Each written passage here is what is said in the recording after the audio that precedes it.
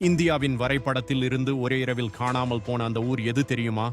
தனுஷ்கோடி ஒரு காலத்தில் தென்னிந்தியாவின் மிக முக்கியமான வணிகத் துறைமுகமாகவும் சுற்றுலா தலமாகவும் விளங்கியது.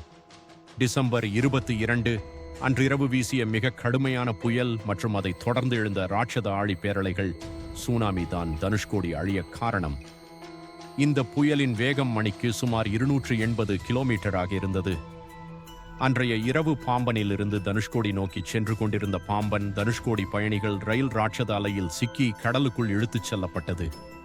இதில் பயணம் செய்த சுமார் 115 பயணிகள் பரிதாபமாக உயிரிழந்தனர். ஒரு சில மணி நேரங்களிலேயே அங்கிருந்த ரயில் நிலையம், தேவாலயம், பள்ளிக்கூடம், தபால் நிலையம் மற்றும் நூற்றுக்கணக்கான வீடுகள் இடிந்து தரைமட்டமாயின.